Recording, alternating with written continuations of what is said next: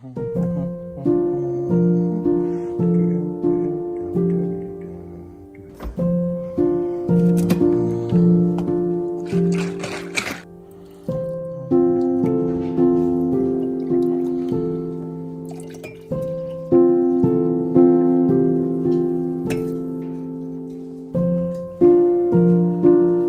on, girls, it's time to go. Come on, girls, time for morning coffee. Come on, ladies, who loves their daddy so much. Okay, come on. Babe, there's already people in our live. I do love you, sweetie, but I have to go live. I do, sweetie, I love you so much, but I have to just do my live video real fast. It's coffee with Jamie and Lester. It's just coffee with Jamie and Lester, girls. I'll be right back to love y'all, I promise, okay? All right, let's get it started.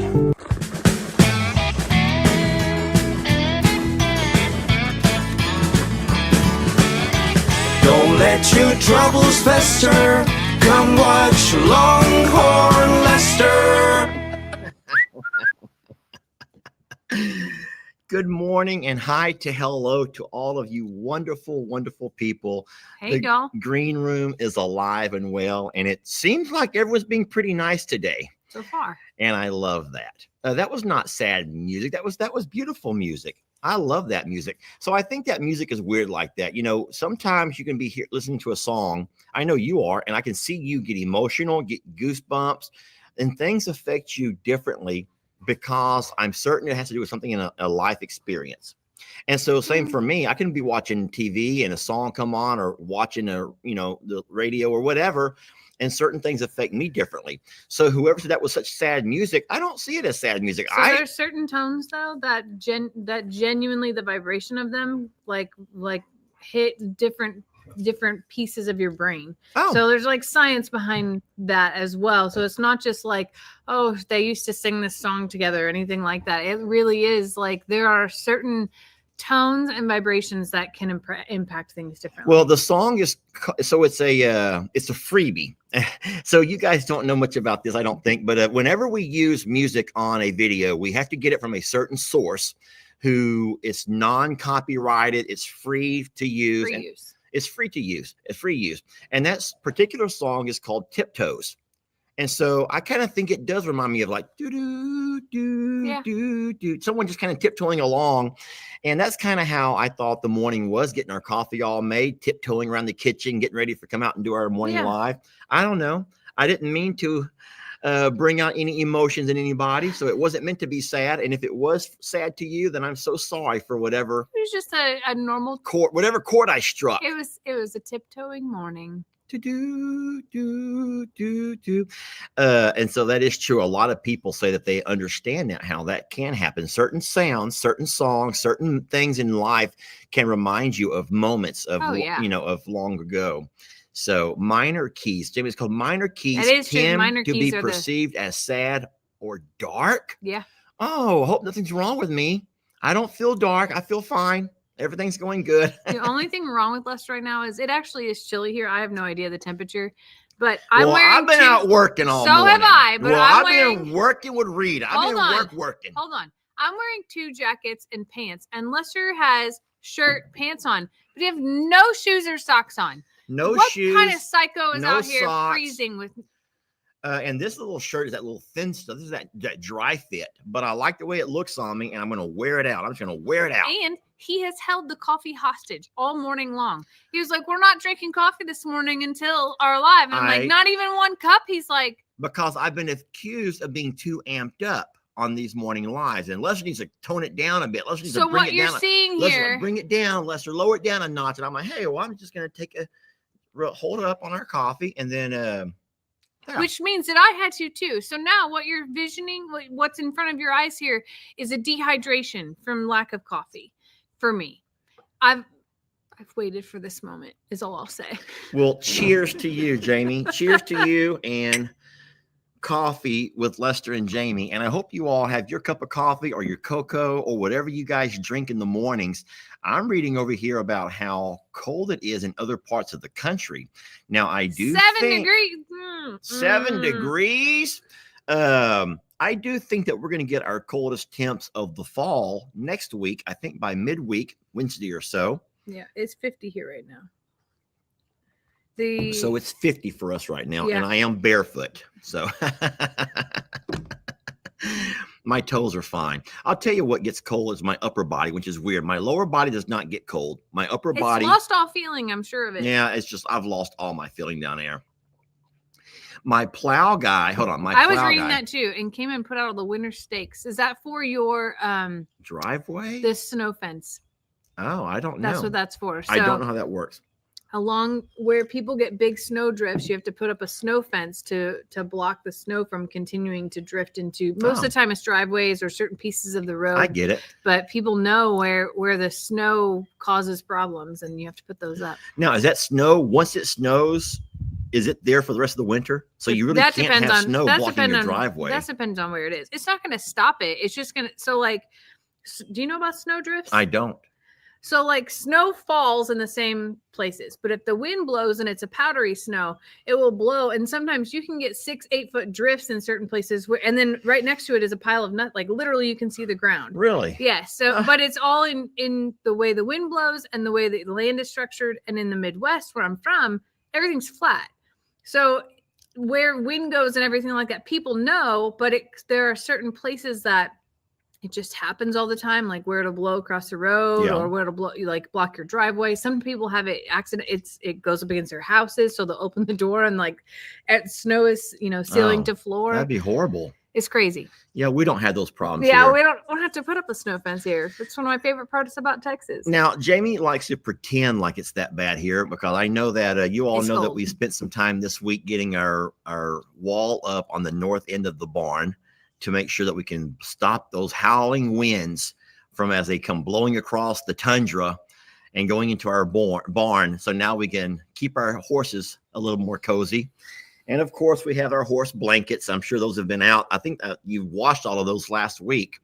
So you can't put them in the dryer. So Jamie would wash them. We have a really big industrial size washer machine, heavy duty, but our dryer is not able to dry them. So she would take them out and hang them. Buckles and things they have metal buckles. Yeah, so we had over the last couple of weeks, a display of all the horse blankets that we have. And I have a variety of sizes. Keep in mind, we've had them for when donkeys were babies and they all went through the flood. So they all had to be washed. I had pressure washed them, but they still smelled like a barn, like a horrible barn. So now they're all clean, so fresh, so clean, and bundled up and labeled in totes with sizes. What are you reading? Oh, well, just a sweet compliment that I wanted to read it twice because I needed that this morning. I can't find it, but a sweet lady, I think it was a sweet lady. She says, Lester, you look really sharp in what you're wearing today. And she's really digging this new style of mine. But he wears it every day. Pretty much every day. Pretty much every day, but I do have multiples, y'all. Don't forget, I got a brand new shipment of hats in this week. Still a little bit wrinkly from the box, but I have at least 10 of these now. I put one on this morning. You did? I walked out to you and I said, what do you think about my new style? Babe, I didn't even notice. Can you go put it back on? Are you kidding me right now? I'm so sorry. Can you go put it back on? Because listen, my mind, y'all, she's off to go put it on. That's great. So Jamie's gonna, I guess, is it one of these kind of hats? You really don't remember? Jamie, I cannot remember. I don't remember. I guess I was just like, I think we've all been there when our partners like tell us something. I'm like, oh yeah, you look wonderful. And I never really even looked. I may have looked, but I didn't look. Oh boy, I'm in trouble now, aren't I? I saw she was walking away so dejected too. Another senior moment. Rebecca, I don't think it's a senior moment. I think that's a man moment. I would beg to differ. And I bet you a lot of the women here would say, no, that's a man thing. That's not senior. That could be any man. And, babe, I'm so sorry. My mind was consumed. I had other stuff on my mind. All I did was you put it on backwards. That's cute on you. Oh, you have to say that now. That looks really wonderful. That looks looks really good on you. Leave it on. That's wonderful. I just came out because somebody sent him so many hats that I'm making the bed and they're like falling all over the place. They're all over the place. So I put one on my head and I was like, what do you think? And he's like, and I'm like, okay, well, it must look terrible. It's a man thing. Everyone knows it. It's called selective hearing. So you may have got my attention to look, but I didn't really look. But it looks really good on you. And you wear it backwards. Well, isn't that what girls are supposed to? Let me see it forward. I didn't even try it on forward. That looks cute too. So I think they call them pinky blinders in the UK. Pinky blinders. I don't know why. It reminds me of a peepat kind of thing, like where you can barely like peek over. Pinky blinders. I kind of like it forward. Put it on backwards again. I think it looks great on you both ways. You put yours on backwards. I look dumb. Let me see it. It makes my face look twice as fat as it already is. Let me see it. I don't feel like showing the internet how fat my face has become. You don't even care, Jamie, if everyone's going to make fun of me. But I do. Sorry. I think over here, this gives me a thinning effect. It's the contour to give me a thinning, kind of a triangular Arsenio Hall. You remember Arsenio Hall? Is it? What if I wear put your sideways? Yeah, I like the kind of the triangular chiseled jaw look of this over here. Not the old Butterfingers. Not Butterball. I'm not going to be Butterball. Speaking of Butterball, this has nothing to do with Butterball, but did anyone watch Mike Tyson? You know, Mike Tyson fight Jake Paul last night. You know about this, right? All I know is you told me, and all I thought to myself was, isn't Mike Tyson too old to fight?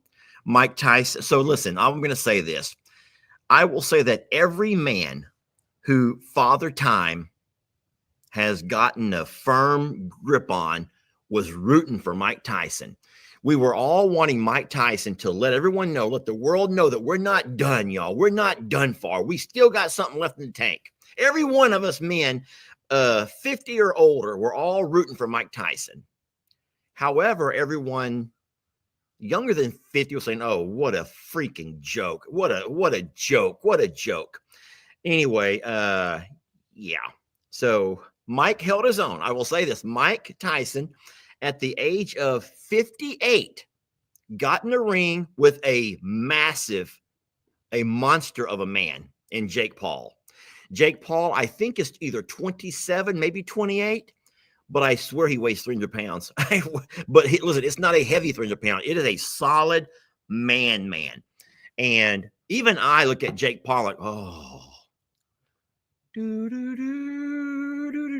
It's not, I don't know what I'm not like that, but I'm like, wow, that's a man. That's a man. In the words of Dr. Baker, if you played for that team, he would be in your top three. Hold on a minute. It's very different if it's a guy and a girl playing for a different other team. Okay, hold on. You got to understand one thing about that. No, there's not. No. There's a difference. There's not. Okay, we're not going to take this show on the road, Jamie. But what I'm saying is, no. Men and women playing for the other team, if you will, is still night and day of a difference. But no, it's not like that. But I'm like, I can still recognize a really manly man when I see one. And I was like, damn, what is Tyson doing? But everyone knows that Tyson's quite the beast himself. Tyson is no joke. Now, I know he's gone through some financial worries and woes, and he's gone through all kinds of family issues. He I think that he's also had some mental illness type moments and episodes where it's been worse than others, but it was a fight. I don't know. Should I tell anyone who won? Should I tell them who won? No, because I think that if they were into it, they were into it. Yeah, if you were into it, you were into it. But what I will say is this: Mike Tyson represented. I will say that he did not get knocked out. He did not get knocked out, but I will talk about this over here. There was one thing that Mike kept doing that no one understood what he was up to. No one knew what he was doing. This is going to sound kind of weird. I don't have boxing gloves, but this was kind of sad to me also. Mike got hit a couple of times, and he began to do this. He was biting his own boxing glove. I love you, Mike. I love Mike Tyson, But he was biting his own boxing glove. You all know about Mike Tyson biting the ear of Evander Holyfield, right? You know about that. Yeah. So is that like a threat? Like I'm gonna eat your face off? I if don't you know let what me he was win? doing. I don't know what he was doing. But he's sitting there and he kept his gloves up. Bless you. Mike kept his gloves up. He moved pretty good. His upper body was looking great, in great shape. Lower body was kind of weak, but his upper body looked great. But Somebody says he has a biting fetish. Apparently so. he kept biting his gloves. And I think even the announcers was talking about, why is he biting his glove? Why is he biting his glove? I don't know. Maybe he was hungry. Maybe he was trying to warn Paul, hey, you get much closer, I'm gonna bite you. I don't think I'll put it past me. But no, that may be some kind of a tick. They call it a tick, not a tick, T-I-C-K, but like a mental thing that people have ticks. And maybe it was. I do not know, France. Maybe it was a release of his pain. Maybe so. I don't know. But no, Jake did win by decision. It did go the full 8 rounds. And I will say this, Tyson did win 1 round. In the first round, he got more punches that was landed than what Jake did. And at that point, I'm like, whoa, does Tyson have a chance to win this thing? But I would think that most of the country is saying that it was all rigged. Not everyone, but a lot of the country is saying that fight was rigged. That wasn't even real. That was just 2 guys trying to make an extra few dollars. I don't know why, because I know that Tyson probably could use the money, but Jake Paul needs no money, y'all. Jake Paul has more money than he'll ever be able to spend, ever. And he doesn't need money. Fights are not my thing. Like, I don't like to watch MMA. I don't even really like to watch football. I don't like to watch people get hurt. I don't enjoy that. Like, that's not my thing. Well, I started watching on Netflix, and Netflix kept buffering, like lagging. And then I'm like, what's wrong with our internet? So I go online and I find out that it's not just us. The entire internet of Netflix was lagging. People were not very happy about it. Don't say us, because Jamie Walker was out like a light. Jamie was knocked out by 9 o'clock last night. I was tired. So I actually had to watch it on YouTube. Once the fight was over, then it was uploaded to YouTube, and that's where I watched it. So anywho, Mike is not normal. Well, I mean, he does have was it a tiger tattooed across his face? That right there was the first sign that, you know what, when you go and put a tattoo of a tiger across your face, there's something not right about that. But it is what it is. So anyway, that's what I did late last night. Jamie slept. She should be nice and refreshed this morning. It wasn't 9 o'clock when I was in bed. I think I went to bed at like 10:30, 11 o'clock. Like, it was kind of normal time. I lost it. Someone said the announcer said something and it flew by so darn fast. Yes, Jake Paul is 30 years younger, y'all. Don't forget, he's 30 years younger. But even though, as an older person who's getting older and feeling the effects of aging, you just wanted to see Mike come out there and just really put on a show to prove that, you know what, I still got it. And he lasted the entire fight, didn't go down, but he just couldn't really get many punches in after that first round. So anywho, that's what I did late last night. This morning early, we did do some work with Rita. Happy about that. We are learning a daily routine of what we can do on a daily basis to make sure that Rita gets the work that she needs, the groundwork that she needs. And I made really great videos, not for you all, for me all. And so that I can reference and go back to and make sure that I'm giving Rita all that she needs. I will say that my biggest takeaway from this morning is the fact that the times that I've gotten Rita saddled up, and don't forget, I've not gone on Rita's back, and I'm not going to. And we're not going to. But the learning about that is part of horse training. Yeah. But now she's had a saddle on her back for, I would say, the last 6 months or so. We put a saddle on her back, getting her used to that. But what I discovered this morning was that the cute little ankle, I like to call them the little leg warmers. Leg warmers. I think I'm gonna like leg warmers. but they're not really for that. They're actually to keep the ankles protected. You know about that, Yeah, right? it's support. People are like, oh, those are just for her to look pretty. No, They're not they for looks. They're for support. It's like us putting on a knee brace. You may not need a knee brace, but I'll tell you what, when you got one on, you sure feel a whole lot, a little bit more secure. She's young, so it's to give extra support. So I've been putting those on backwards. Didn't realize that. But I'm going to go ahead and say this, Jamie. I'll say it in front of you because I've not told you this yet. But in my morning video that I'm working on, I've decided not to video the training process with Rita. To be honest with you, I was gonna talk about that because I think that a lot of people think that Rita's just put out to pasture and everything else. But the work that I do with Rita, I don't video because I'm communicating with Rita. And if I have a third party here, that adds to this is my explanation. You may have a different one. I have a different one. Whenever I add a third party into the me and Rita thing, the communication breaks down. And I have said that since Rita was at Plum Grove, that when I'm working with a horse, I'm happy to show a few things here or there, but I'm not going to set up a tripod and go to town with that because, and communicate back and forth with other people during that time, because that's me and Rita's time. And that goes for when I go out to the pasture. I'm not recording as I'm carrying food out there or going out there to love on her either, because people do not. I'm sorry, I interrupted you, and I'll let you talk. No. I want you to talk. There are dangerous situations when you're working with large animals. And every time that I step in a pasture, whether it be with Rita or the others, I'm not always recording. I'm not. So sorry. Here you go. I'm sorry. No. I'm happy that you said that. But here's a different approach. And I think that you might even agree with me. So you don't know this, but yesterday afternoon, when I got Rita out and I put a saddle on her and got her all dialed up, I made sure the saddle was all clean and she's ready to be worked. I wanted her to be ready to be worked. I took a simple photograph and I put it to Facebook because can't do much with Facebook, but I put it to Facebook, and even a simple photograph with nothing moving, no talking.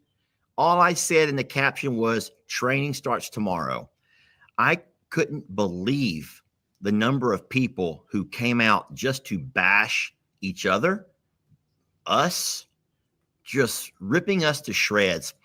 And I only put one comment on the entire thing. I says elbows and assholes. You know about that expression? That's all I put. I says elbows and assholes. And I left it at that. But I tell you what, I read every comment and I'm thinking of all of the, 800 comments, which is really beautiful. I would bet half of them were not beautiful. And they're critical and they're mean and they're nasty and they're downright there's no joy to be had. Listen, that's what happens every time that I do anything with any horse here. So this morning I says, you know what? I says, there's going to be a really beautiful thing happen here. I know that with the right training and with the right dedication and with the routine, we have to make it a routine. And with the routine that we're going to start, we're going to dedicate ourselves to a routine. And so what I said this morning was to Uriel, I said, show me exactly what to do step by step by step from day one, which will start for me tomorrow, him today, me tomorrow, until the time you come out here next. What can I do every single day to get her to the next level in her training? And I made great videos, but they were more like for me to reference myself. Yeah. But I'm like, I'm not going to sit here and video every day what I'm doing with Rita just so I can sit there and read the X number of comments of telling me not going to do it. Why would anyone expose themselves to that? And so here's the way I look at it. I think that all of us in life have had a partner, a parent, a pastor, or somebody tell you you're not good enough, you're no good, and just constantly beat you down. They do. That happens in life sometimes. We've had peers at school or colleagues at work who constantly beat you down, verbally beat you down. And at some point, you have to find a way to get those people out of your life. And so I said to myself, you know, I'm a video creator, and what I do is make videos, and I do that for a living. But I'll be damned, I will give up any amount of dollars to not have to put myself through that kind of verbal abuse every single day. I'm not going to do it. So I will let you all know here that I'm going to get out with Rita and do what I did this morning and watch a beautiful thing happen. And absolutely, I'll enjoy the moment, and there'll be some good, there'll be some bad, there'll be some ugly. But for my own mental health, I'm not going to be posting it, because I will not sit there every day and watch the verbal beatdown of people who are not going to do it. Welcome to my world, though. I know. I do know this. I know this because you're more of the horse videographer than what I am. And I get that. So. And boy, sorry. I am taking the biggest beating ever, because if I make any video that's not of Rita, well, poor Rita, you should just give her away to somebody who would actually care for her, who would actually love her, who would actually pay attention to her. And I'm like, oh my God. If I was making videos of a cat, they would be like, it wouldn't be the same. I don't know what horse people hate so much about life. It's not hate. It's not hate. Let's not say it that way. Here's the thing, but there's, I think, and so we respect everybody for your opinions, obviously, and you're welcome to your opinions. But if you can't find a tactful way to express your opinions, then that's the problem. And there's a lot of different opinions, and no matter what you may do or what you may not do, there's always someone who's going to find fault with it. And so it's not as bad. I mean, with the longhorns, with the goats, with the dogs, with the cats, with any other animal, the alpaca, you know, we've had some mistakes. We've had some things we've improved on and worked on to get better, but there's just no pleasing some people. And I feel like that if you've ever had a partner who you just could not please, if you've ever had a parent who no matter what you do, you just could not please them. If you've ever had, you know, there's a boss. We've all had a boss that is going to ride your ass no matter what. And at some point, that puts you into such a horrible funk. It puts you into a horrible state of mind where you just get sick of it. And so I'm not trying to be mean. I'm not trying to, but I'm just letting you all know that, hey, I'm dedicating myself for the next month or so until we have the next visit from Uriel to really do what he's taught me to do and do it as much as I can and stay consistent with it. And, but I will say this, there will not be a whole lot of videos about it, because I'm not even one photograph that I posted last night. This ripped me to shreds. Oh, it was not fun having to go by and delete so many comments. And that's not what I want to do with I want to read. You want to build people up. You want to encourage and support. We built a wall in the barn, and it was the most hateful thing. Like, it was, you would think that I made our horses stand out in the freezing cold with no food for 5 weeks because of how horrible of a person we were for putting up a wall. Do you want to know why? Why? Well, where's Rita's wall? Where's Rita's barn? I'm like, Rita has a loafing shed. And the barn that we're working on has 8 stalls. And when we eventually work Rita in, then guess what? Rita will be one of the 8. Yeah, if it gets that cold, I'm still gonna put Rita in the barn. But like, oh my God, I just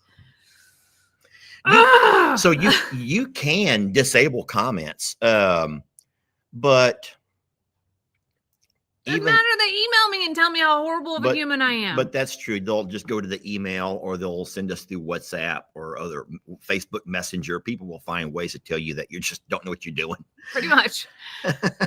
Those are the people that probably can't even keep a plant alive or another animal alive or anything else. But still, like, Well, let's take it to a positive place, Jamie. Let's twist this. Let's turn our frowns upside down and find something positive to talk about. Today, I am going to be going and filling up all of the feed buggies over at the JL, because we got all the cows sorted and separated. All of the bulls are back with their lady friends. We did all of that this week. Last night we were over and it was beautiful. Everyone's doing wonderful. You spent some time with Danny and Ruby Sue. I did. So I got to actually spend time with Danny without Ruby noticing for a bit. Oh, lucky. And I didn't have my camera out for that, sadly, but she was at the fence and she just wanted so much love. And here I was scratching away and she was just like embracing it. And Danny is the sweet one that won't try to kill you. And all of a sudden I hear a snort in the background. Oh no. A blowout, like a was it Grandpa horse? No, it was Ruby running her tail off to be able to no. get to me fast enough because she realized that Danny's getting attention from me. When she got up there, of course, she's like, oh, all that, like must do. But I did get to spend some time with Danny and Ruby last night, and that was really sweet. And of course, with Sadie. I saw you loving on Grandpa horse too, and you were concerned about him. What happened? What'd you notice? Grandpa's covered in ticks. How do you get ticks off of a horse? Is it the same stuff that we use for flies? Because we have a lot of that. We can, if you think they'll let you spray them. So, yes, but I actually think I'm gonna have to give him like a bath and go that far. We need to call his owner, and but Grandpa has like he's covered in ticks right now, and I'm pretty worried that with that many bites he's gonna have Lyme disease. So we need to let his owner know that. And I made a video of it, but I can't touch the other horses, which is we probably also have the same scenario. So y'all have to understand that we're kind of in between a rock and a hard place over there. Listen, and I'm not talking about this particular owner, but we see it, and I know that you see it too. You may see it more with us because we draw attention to it. But you can drive down any country road and you'll see animals that are not given really what we think might be the best of care. And on this particular property, this fella leases the land. So it's not even his. He leases this land, this 25 acres that he leases to run 3 cows and 3 horses on. And we're not real sure why. There have been other animals there over the course of the year that we've been there, and they've come and gone. So I don't really know. And then I don't know him well enough to say, hey, so what's your deal, man? So what's your deal? All I know from this owner is that he comes by on Sundays. Sundays is his day to drive by and throw out hay or whatever he's going to do, cubes. And then sometimes we've been there on Sundays. Ooh, that wind is cold. Yeah. Sometimes we've been there on Sundays and we can hear him drive along. He comes along the back side of the property and he starts honking his horn. And it's true. I've watched the cows and the horses all turn and start walking up towards the drive where he turns in.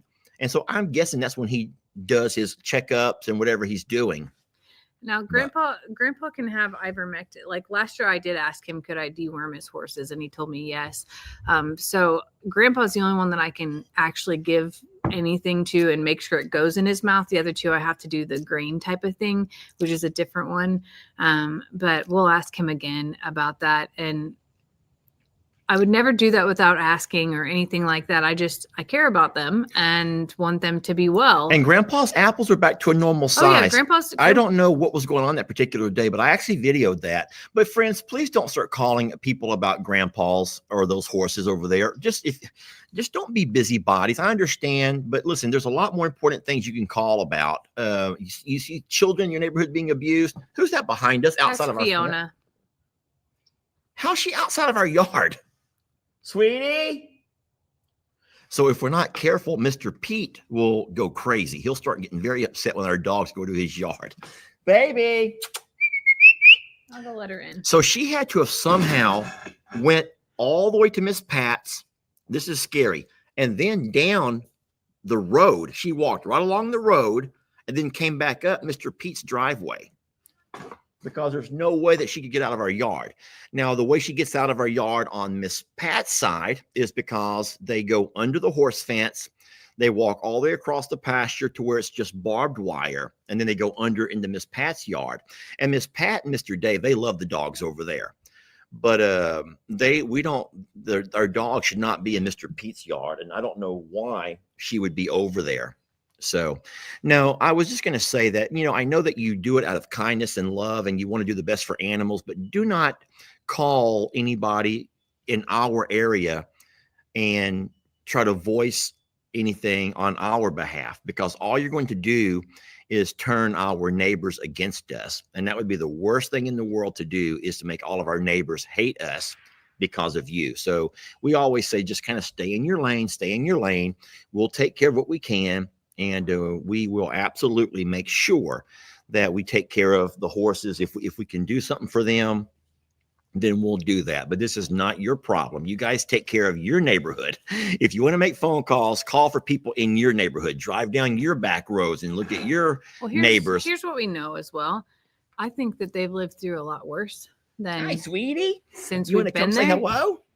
She goes, hello to all of my friends on Facebook and YouTube. I just come to say hello. Mm-hmm. You've been watching chickens, sweetie? You've been taking care of chickens? I just heard Mr. David shoot, so I bet that's why she ran down to the road. Oh, sweetie. Mr. David scared you. He's not shooting at her, y'all. No. He shoots Mr. David. They have a koi pond. And what happens is they get these either turtles or these big birds like storks. Not storks, but these big cranes. Isn't it called like herrings or something? Herrings. Like that? They get into his koi pond. And he doesn't like these big birds after his fish. So he'll sometimes come out and shoot in the ground or shoot in the air or shoot whatever. But Fiona's scared of it, which makes her run. Yeah, she gets so scared of anyone shooting. So she runs. Which is why she probably went all the way down and back up to come over. Yeah, poor baby. She just got scared. Yeah. But no, Mr. David's not shooting at her. No one's shooting at Fiona or Millie. They actually left Fiona and Millie over there. But no, they do get birds, big crane type blue birds, herons. Thank you blue for the herons words. in their ponds, and they try to eat their koi. Mm-hmm. So they want to try to run them out of there. Yeah. So I was just telling everyone not to make any phone calls. Don't do anything weird. Stay in your lane. You can, if you want to make phone calls and be that person, do it in your neighborhood. Because I can promise you, you got neighbors of your own who don't take care of their dogs or horses or children. We don't want to start. We don't want to start things with our neighbors. We just want to be able to offer help whenever we can. And the way that if someone saw something wrong with one of our animals, I would hope that they would call us. Yeah. Oh, you yeah. know? So that's all. Absolutely. D says ivermectin will kill ticks. So that's exactly what I would give Grandpa if the owner says that I can give it to him. That's that one I can do. But the other two horses, I can't capture them to give them anything by mouth. I wish I could. They're getting to where I can walk closer to the fence, and they don't run off. So I feel like they're starting to trust me more. And the more that I work with Grandpa and love on him, that they'll learn to trust me too. But tilt that camera down here. Slow go. Oh, these girls love their daddy so much. You know, you can't see this one over here.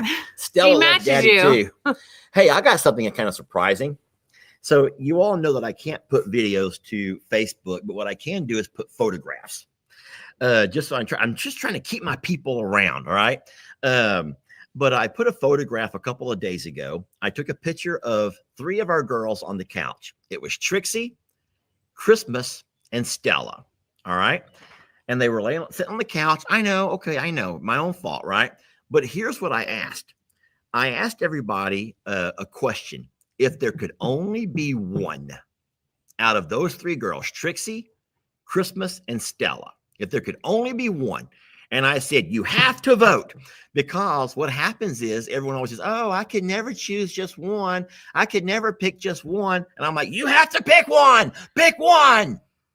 So the thing is, you have to pick one. Would you believe?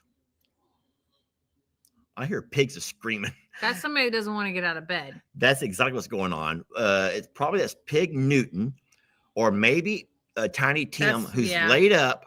And I bet you Teresa saying, get up, get up. Let's go eat. Come on, get up. Come with me. He's like, I don't want him to go. It's too cold. But can you believe which dog, the people that would vote, some would still not vote. Some would not do it for anything. But do you think out of those 3 dogs, which is the one that most people said, if there could only be one, the one I would choose is? I already know. I saw it.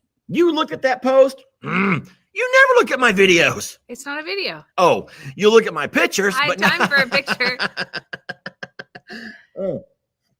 People love Stella. Everyone, gosh. Now, there were some that said Trixie for different reasons because they love boxers.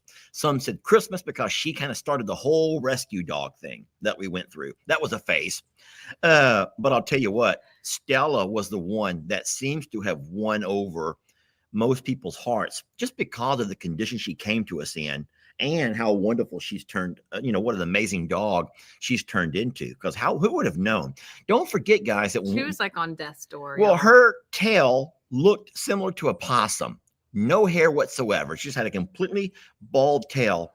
And I believe it was it Cochran came out to her and said she's rarely seen a dog in such bad condition, maybe one or two worse, but we did not know if she was going to live or not.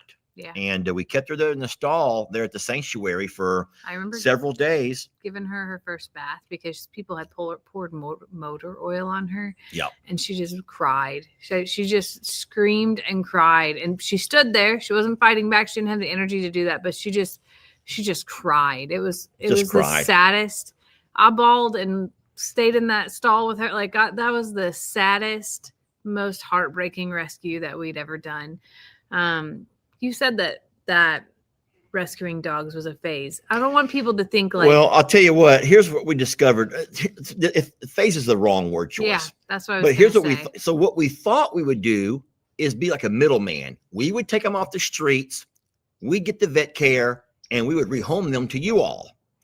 Well, we learned real fast that getting them off the streets, getting the vet care was wonderful, but nobody wanted the dogs. Nobody wanted them. And so we found ourselves with 4, then 5, then 6, then 8, then 12, then 15 dogs. And not all dogs got along with each other. There were some with food aggressions. Jump in. We were just never set up to have long-term volume of No. dogs. And the thing is there were so many needs. Like the needs in this area are just absurd. If we could leave today and go pick up 300 dogs, and I'm not exaggerating, and that's not walking into people's yards. That's literally the dog situation. I'll say we could go to the Valero right now and get 2 or 3 at the Valero. That's what I'm saying. And that's any given day. I know a place where we turn down that I do stop and feed at that is on its 3rd litter of puppies. You know what I'm talking about? That no one lives there, but they're just multiplying because it's just so out of control. People talk about it on the county, Facebook groups and things like that. That there's no animal control to come get them. Like it's bizarre and wild. So please don't say that. Please don't think that it was a phase. Like we're over it. We're tapped out of like space resources, that type of thing. No, you're going to address Miss Thomas.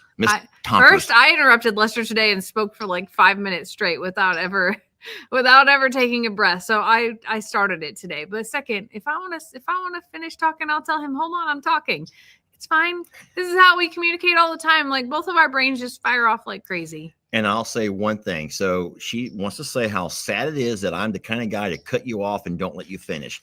Miss Tompers, I'm going to tell you what's sad is that you are projecting your demons onto us. So I'm really sad that you've lived a life where your man doesn't let you finish a sentence.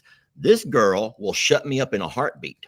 And anyone that knows us and have been around us through the page or in real life knows that we have a really amazing, what do y'all call that? What's that word you always call it? Banter? Banter. We have a banter and we feed off of each other.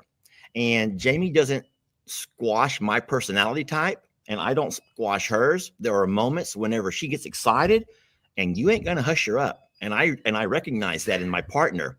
And there's also moments where I get excited and she also knows that I'm old and I will lose my train of thought. And if I start talking and she ends up interrupting, or if we don't, whatever, then I'll end up forgetting what I was going to say. So to you, sweet lady, and I'm calling you a sweet lady, do not project your demons onto us. There's a lot of men that don't let their women have a voice, but that's not this over here. If I want him to stop talking, especially like, just do it. Just do what you normally do. Just do it. I don't do that. I usually squeeze his arm or squeeze his leg, like shut up, kick him under the table. Keep in mind, like my career is based on interactions with people and going in as a team to talk to other teams. And I work with doctors and I work with professionals. And in all of that, there are men and women. And when you go in, a lot of times you pregame about the meeting, but not everybody paid attention the whole time. So I have had meetings where like I strategically sit next to the person who I know was not fully aware of the plan or who has tendencies to go off on stories or things like that. So I can kick them under the table. This is something funny. I have literally coughed and choked on my water intentionally to interrupt a meeting. What? I have spilt my water to stop a person from talking, to be able to change the subject, to get off of a path. I have tripped as we're walking, like walking to an elevator to do a tour of a hospital and things like that. And the conversation wasn't going. So I'll trip to be able to. No, you would not. Yes. So you have ways to interject I have yourself. absolute ways that if I really want to control things without anybody really knowing that I am, the powerhouse in that situation, I have done all of those things. And don't be afraid to do them in your life either. Like it's okay to not be so like boisterous and owner of like, no. Like you can do so many things without demeaning the person that you're with, or without making a big scene, or without, fighting for control. I have ways. And this one has a sore knee. Now you will notice that he sits his bad knee all the way across. Like he strategically sits over there, because if I squeeze his bad knee, he's going to come unglued. So he gives me his good knee. And Jamie does. She speaks a lot from there without ever having to open her mouth. She speaks a lot. I wasn't trying to pick on anybody, but you know what? We get those comments on occasion. And if it's not a comment here, it could be an email. And Jamie knows that she is a 50-50 in all of this. Sometimes she's 60, I'm 40. Sometimes she's 80 and I'm 20. And sometimes I'm 20 and he's 80.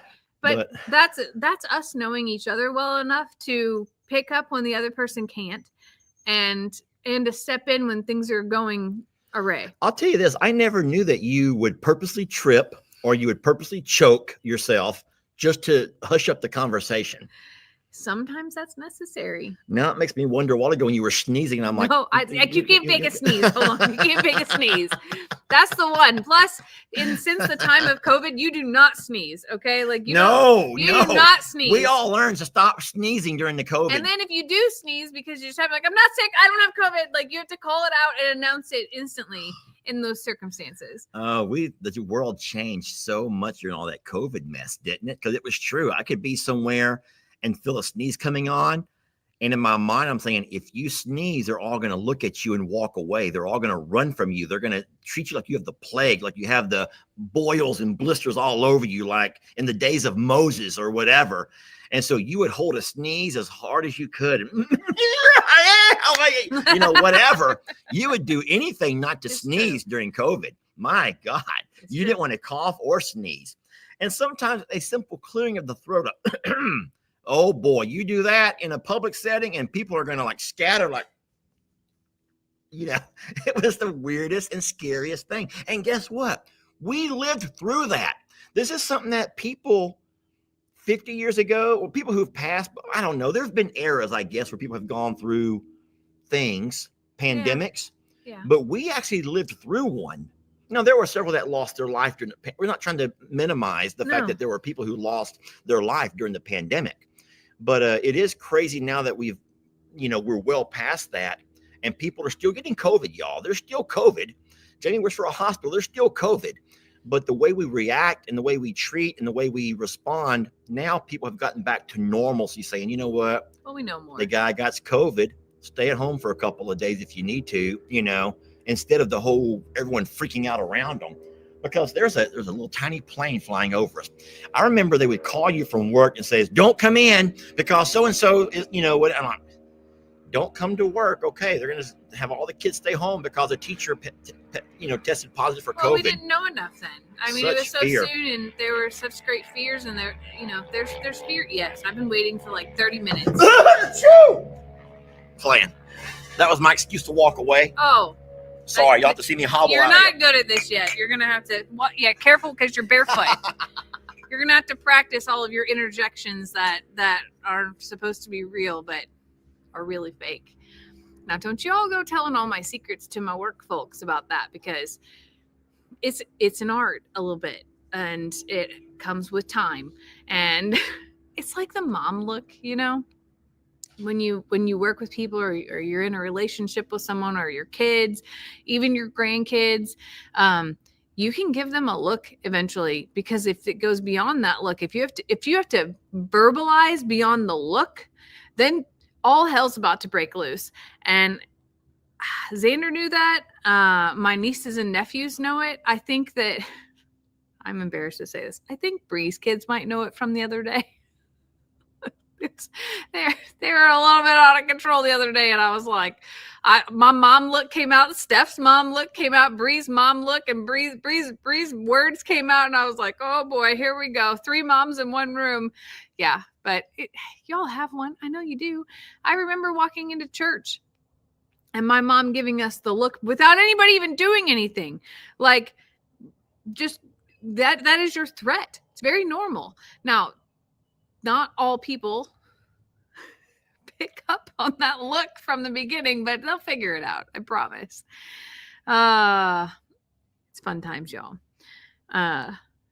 Is he like brewing more coffee? This is the longest that he's ever. Oh, Ritzy's coming out with him. That's so sweet. I had a dream last night about Suki that has like shook me. And it's so weird because it was so real. I don't know what triggered it. Suki's been gone 2.5 years now, but I talked to her. I got to love on her in my dream last night. Yes. And I asked her, like, where have you been? And she just looked younger and thin and lively. Is there enough cream in yours? Yeah. And I don't know. I saw somebody mention Suki was their favorite earlier, and I was like, oh my gosh, that's so weird that you say that, because I had the first dream about her last night in like so long. We were out in the barn. It's crazy. Well, I remember like about a week or 2 ago, I think a memory popped up and it had Suki in it. Yeah. Maybe that refreshed your memory so of her. But it was a good visit.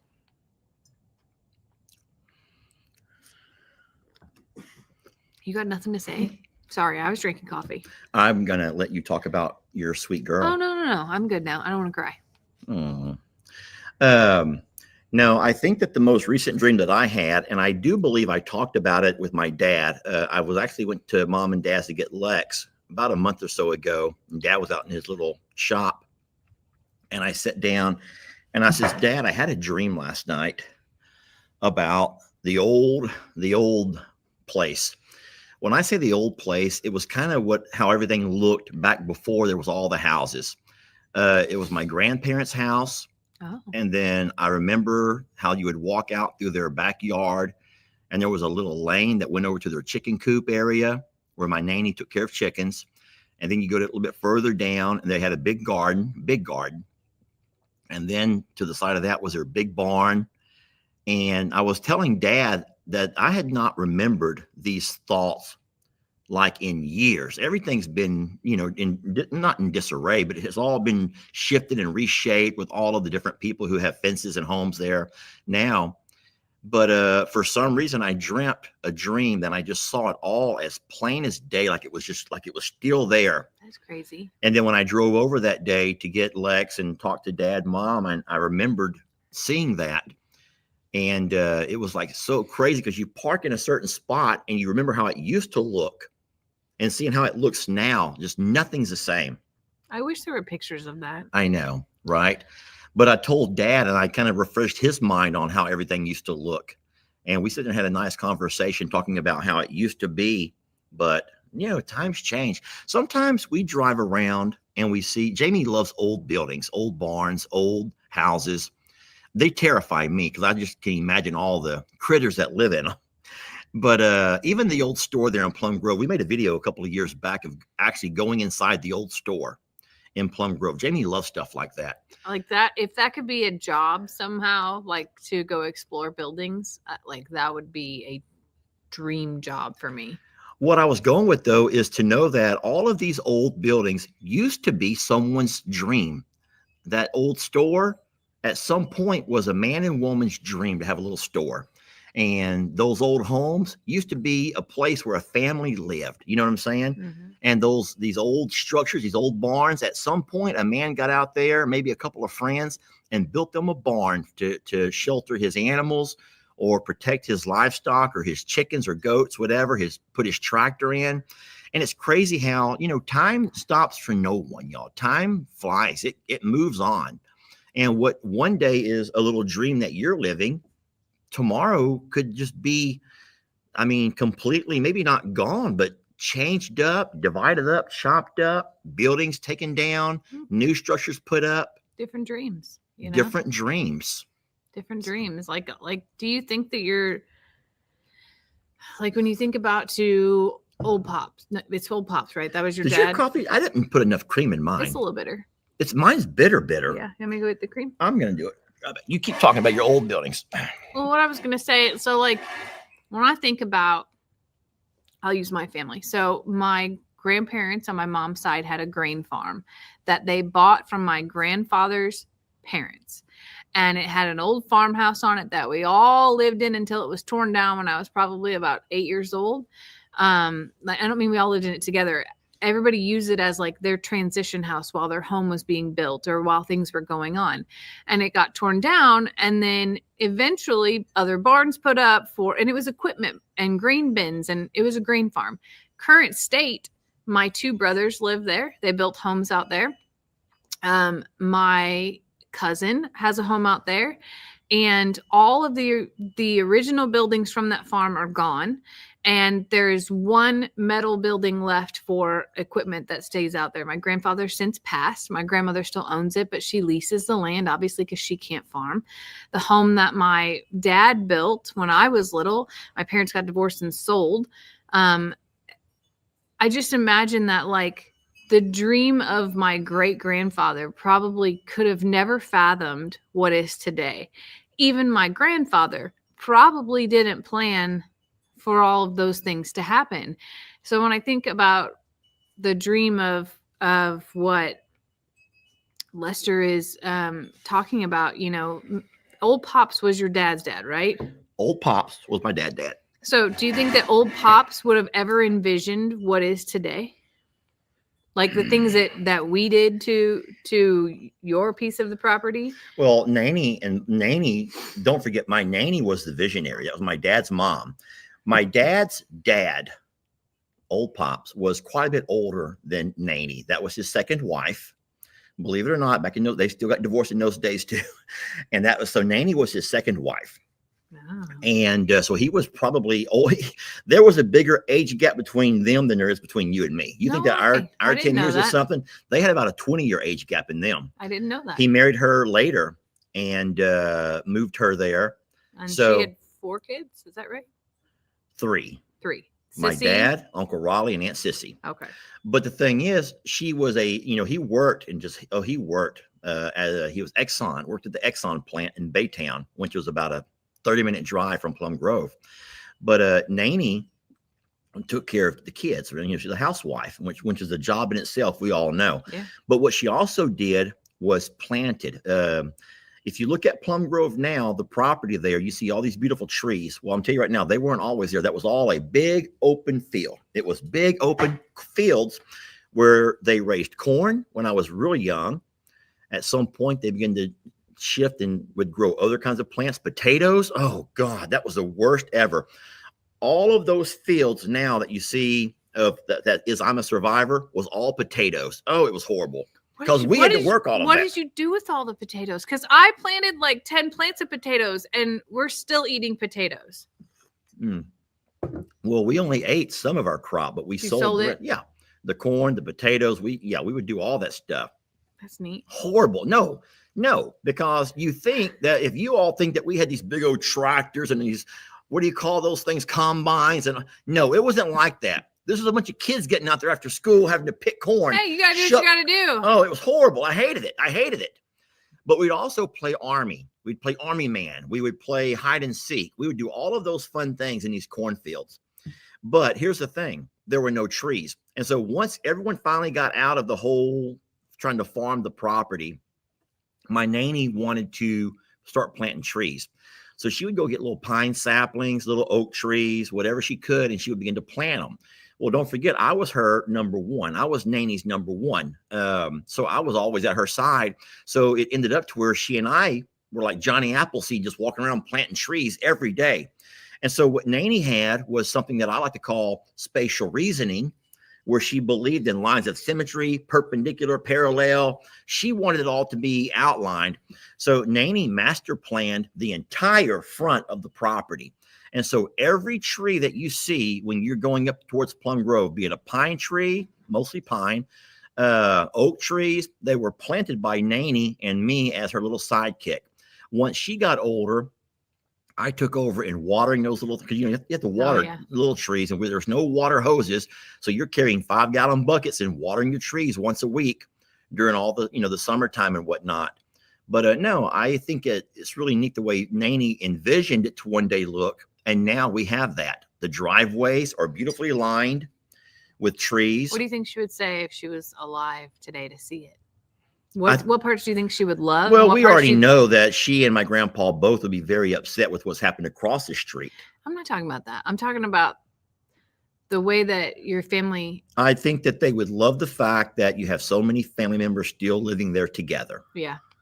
They would not love the fact that where flooding has become a part of Plum Grove, whereas flooding was never an issue back in their days. Yeah, that's what I was wondering. Which is why I sometimes say that I understand there was this thing that you just did. All these generations of Morrows living there was one thing before flooding, but you can't really stop progress.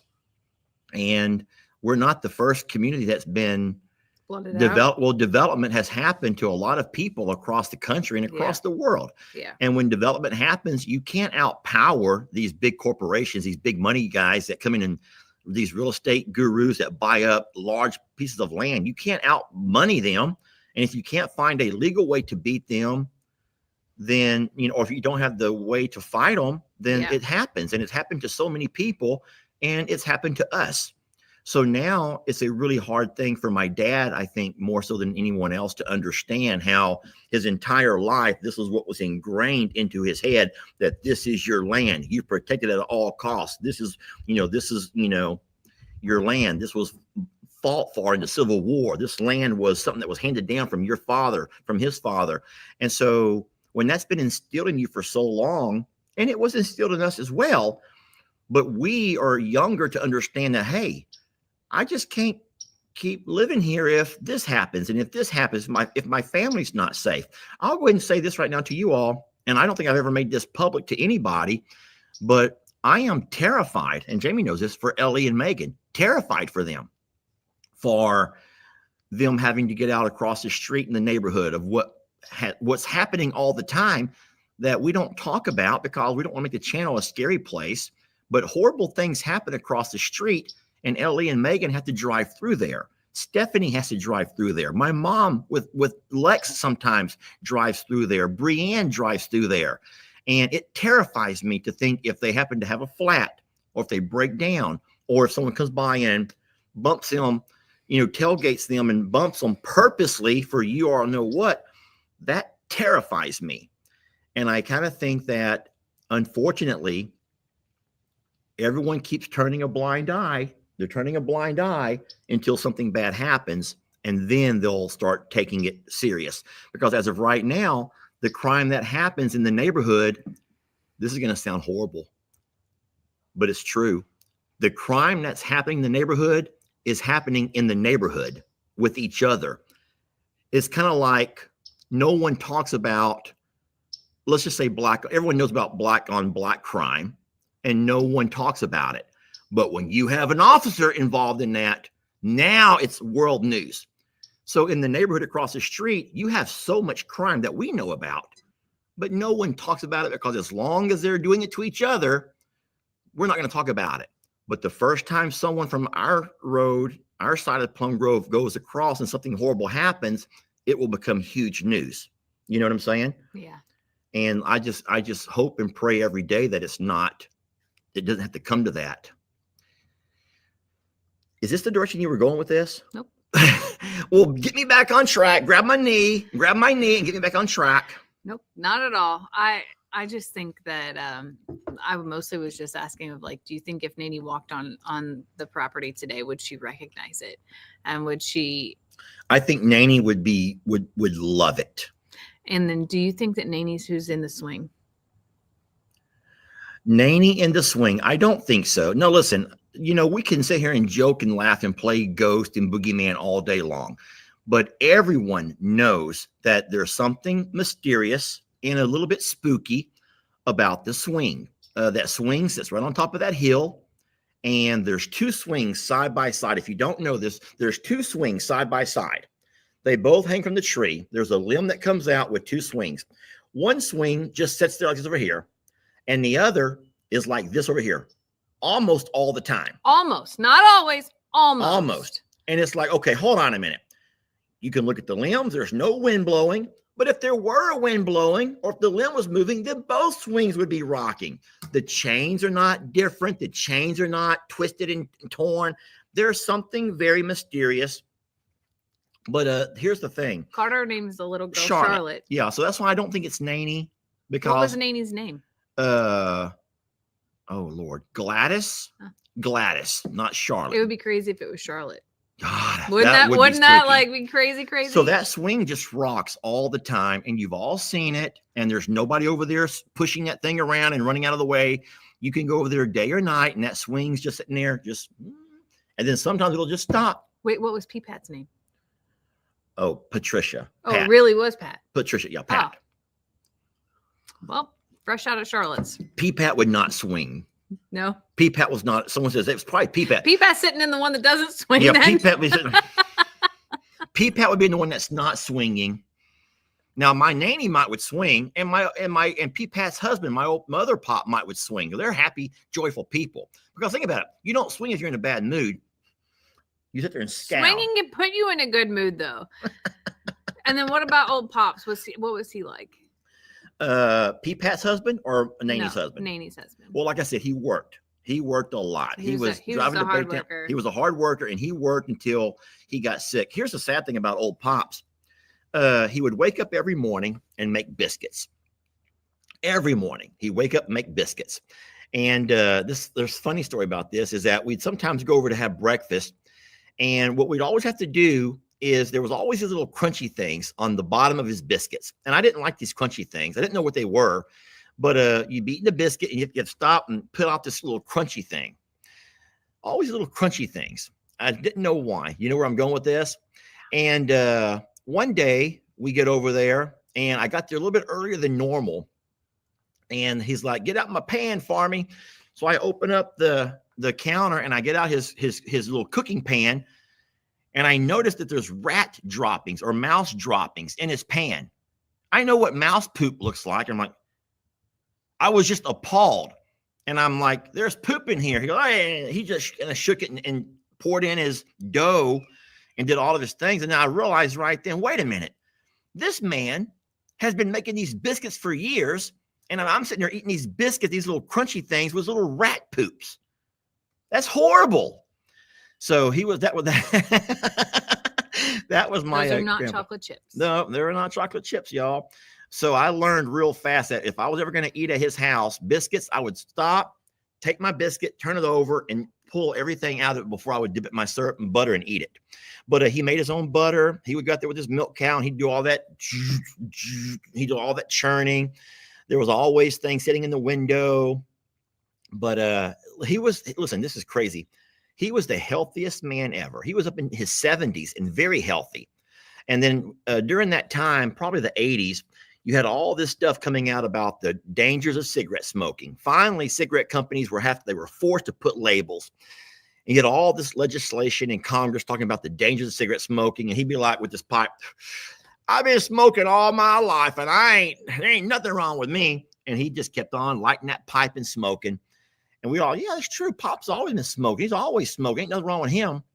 But it wasn't until one day when Maul, that was his mother-in-law, Nanny's mom, who lived there with them. She was damn near 100 years old. And she was a little bit senile. She'd gone crazy in her older age. And so she thought that she was being held prisoner. And so she lived there with them. Some days she was fine, but other days she scream, holler, and run for the hills, y'all. She just get out and run for the hills at her age. So Nanny had gone to work since Pop had retired, and my grandpa had to go out chasing her. So he's out there. You have this 70-year-old out chasing this 90-year-old, right? And he's going down the road trying to grab her and pull her back. And she was the old type of lady who wore the little shawl, and she wore a little dress and a little shawl with her pantyhose pulled up right above her knee, falling down, usually all, sagging. Anyway, he got to pulling her back home one day. People driving by asking if he needed any help. He goes, no, I got her. Well, at some point, she took her fist or her purse and she whacked him across the jaw, and it busted his jaw open. Anyway, he drags her inside the house. No big deal. But the problem is that his jaw would not heal. He doctored it up and he tried to medicate it here and there, and it would not heal. And it went a week, went 2 weeks, and that it would not heal for anything. So my dad finally took him in to see the doctor to see what was going on with his jaw. And after they was referred somewhere else, they found out that he had cancer. And that cancer had just eaten him up. Get this. He never knew. He never knew he had cancer until he goes to the doctor and finds out that because of that, the sore that would not heal was one of the things. He found out that he was just eat up with cancer all over him. And I bet you he ended up passing within a year. And which Isn't that crazy? Because if that had never happened, exactly. He never laid around. He never complained of muscles or sore. And he never get up and do whatever he had to do at his age. But he also never went to the doctor to have checkups or anything, because older people don't do that kind of stuff. But I'll tell you what, he found out that he had cancer and it was all over him. So sad. He didn't go through all the stuff that people do at that age. He's like, you know what? I lived me a long, good life. I'm tired. I'm good. I'm just going to ride it out. So did Ma outlive him? Ma, I think, did outlive him. Wow. And then get this. So this is the saddest thing. This is of the entire story. This is the saddest thing. Pop's finally passed and we buried Pop. The beautiful thing about that is Pop, as crazy as it sounds, Pop knew when his day was, because he made sure to tell Nanny, have both my boys. He wanted both his boys to be there. Aww. So I'm going to get sad now, but my Nanny called my dad and called Uncle Raleigh and says, your dad wants to see you. So they both go down to see him, and he takes them both by the hand, and I wasn't in the room. He tells them whatever he wants to tell them, and he closed his eyes and he died right there. Just, I don't know how in the world anybody can just know that, hey, I'm about to have my last breath. Let me say goodbye to my kiddos, and I'm gonna go ahead and leave this world. And that's what he did. So it's crazy. But wow. Nanny kept working, and at some point she began to feel bad. And so she goes to the doctor, and then to come to find out that she was also eaten up with cancer. But Nanny had never smoked a day in her life. So all of that secondhand smoke that my grandpa sitting there with his pipes, all them years smoking in the room, in the house, Nanny sit there and living with them, loving them and taking care of each other and sitting there breathing the same smoke, ended up also affecting and eating her up with cancer. And then she also died not long after. But she did it was harder on her because it was a whole lot. Well, I guess everyone reacts different to the way cancer affects them. I don't really know the science behind it, but I'll tell you what, it affected Nanny a lot worse. She was in a lot more pain than my pawpaw was, or he didn't tell us about the pain. I don't know. But Nanny had to go on hospice. And I will say this, and I'm not saying there's anything wrong with it, but we do believe that the hospice nurse helped Nanny find her way across that rainbow bridge. It's probably not a rainbow bridge for people, is it? But we all think that Nanny was just tired. And we do think that the hospice nurse was a sweet lady. And we do think that she helped Nanny find her way across that so as she wouldn't suffer as much. Is that bad to talk about? Does that really happen? No, I think that that is a liberty that not everyone is offered. Yeah. I have a friend who just passed of cancer, and oh, that's a horrible story. Talk about that, because she was young. I can't. Can you? I can't. You can't? Yeah. Too soon. Okay. Well, friends, if you have other stuff to say, because we're way over our hour. I didn't realize that. Oh, we've been talking like crazy. You what? So we've been talking like crazy. We, not just me this time, right? Yeah. So I want to say that we have a lot of neat things, y'all, coming up. We'll talk more about it tomorrow. But my day today consists of going to the JL, and I'm going to get the feed buggies filled up because they're getting pretty low. You okay, love? Yeah. Okay. First time I said it. Sorry. Jamie lost a good friend who let her know. Her friend let her know that she was sick and she was dying. And then it was hard to watch because she would keep Jamie updated on her. And this friend of yours she was your friend, but she was also at one point your babysitter. But I was her babysitter too. Oh, you were her babysitter. So I was. So you're going to talk about it anyway. No, I'm talk not. about it. Talk about it. Talk about it. No. You can. No. It's going to be harder to find yourself talking about it later if right now we're already talking about things. No. Okay. So today I did something really dumb. Okay. So I volunteered to do something. This ain't dumb. This is fun. Yeah, but fun for you, not for me. But Wednesday Jamie is a different person than Saturday Jamie. Oh, that's true. So Wednesday Jamie is talking to Bree about Carter's birthday party, which really is tomorrow. Okay. And Bree realizes that she forgot to order a cake. And Wednesday Jamie goes, I can make a cake. And Bree goes, wait, like you make cakes? Well, yeah, I can bake a cake, but I can also decorate a cake. What do you want on it? Wednesday Jamie is committed to making a Paw Patrol double layer cake with this dog on it that I don't know. And I don't know anything about Paw Patrol, but Wednesday Jamie is like, I got this. I can do this. I actually know that Lester on Saturday has Lex, so I will have time. Wednesday Jamie doesn't realize what else will unfold throughout the week. And also that Wednesday Jamie is convinced that all of the skills in prior life of all the birthday cakes and fun cakes that I've made and all of those things will now need to be re-honed in on Saturday. So Saturday Jamie is making a 4-year-old birthday cake, Paw Patrol double layer, and get this, Bree goes, can you do the logo? Sure. She goes, also, can you make it look like the helicopter is going to land on the cake? And can you make clouds out of cotton candy? Sure. Can you make it in these colors? And can you have her name on it? Oh my God. Sure. So Wednesday Jamie is now Saturday Jamie. And Saturday Jamie is like, I bought 4 cakes, four packages of cake in case I screw up the first 2. But yeah. Well, here's the beautiful thing about any of your screw ups. I'll get to eat those. Yeah. And that's fine. I'm not going to be so demanding on what you screw up. Okay. As long as we got milk, I'll be happy to eat them. I got milk. I got cake. I bought plenty of stuff for icing. I have still my cake decorating stuff from years past. So, I'm going to make a video of this because it is sure to be the shit show of all shit shows, but it's been a minute.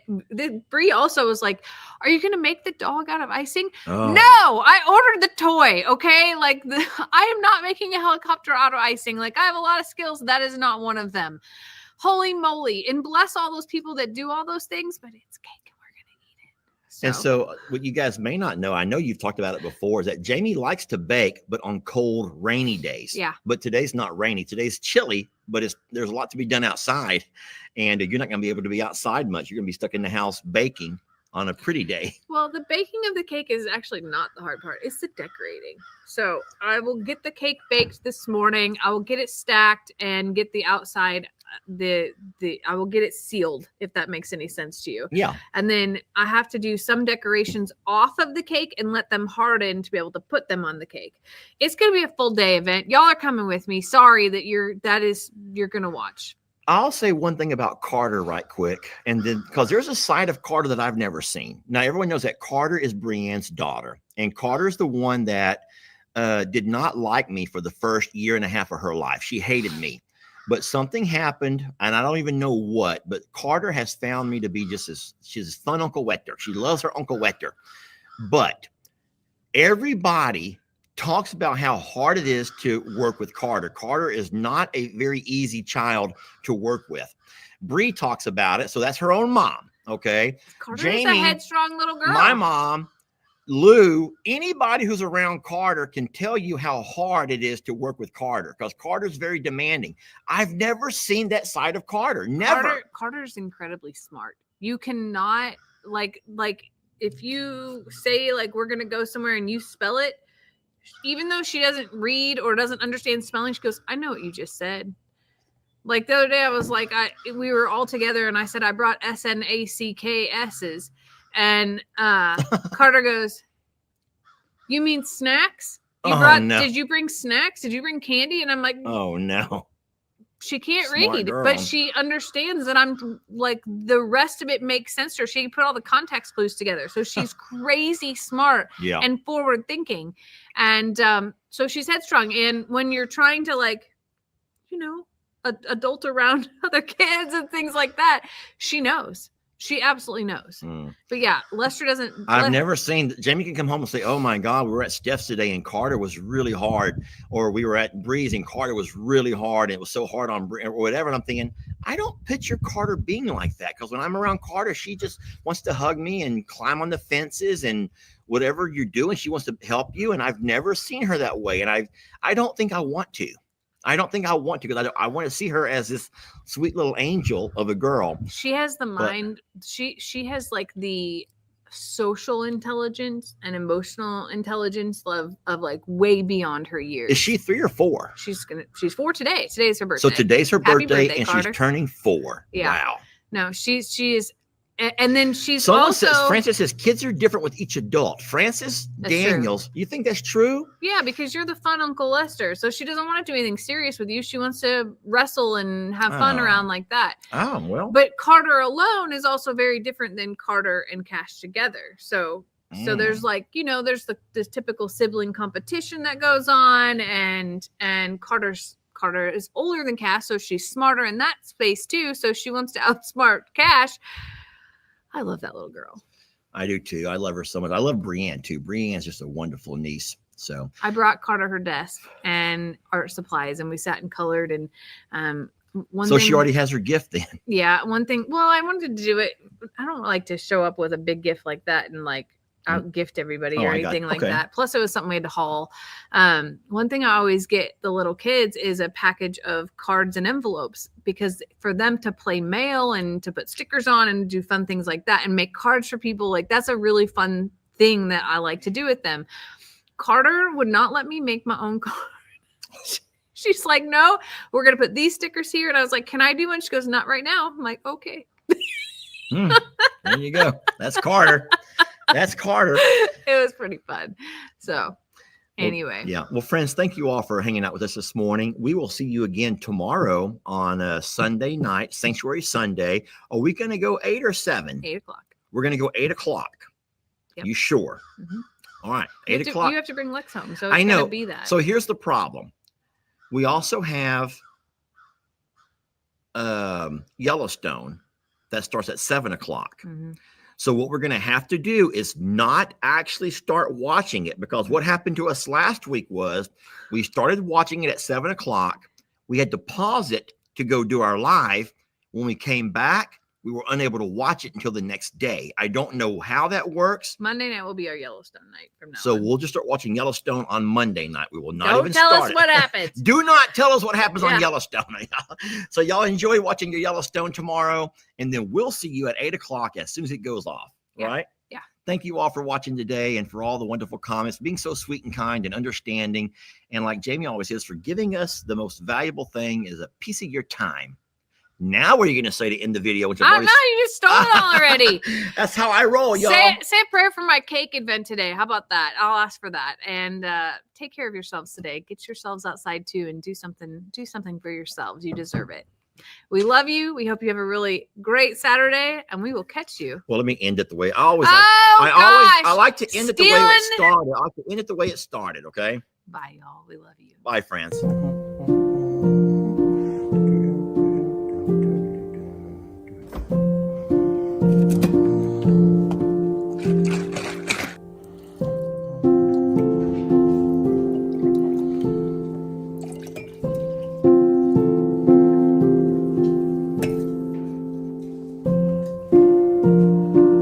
Come on, girls. It's time to go.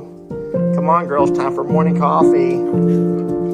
Come on, ladies. Who loves their daddy so much? Okay, come on. Babe, there's already people in our live. I do love you, sweetie, but I have to go live.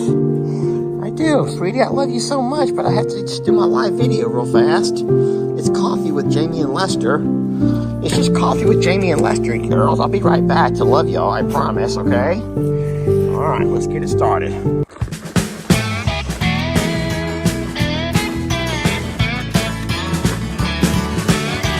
Don't let your troubles fester. Come watch Longhorn Lester.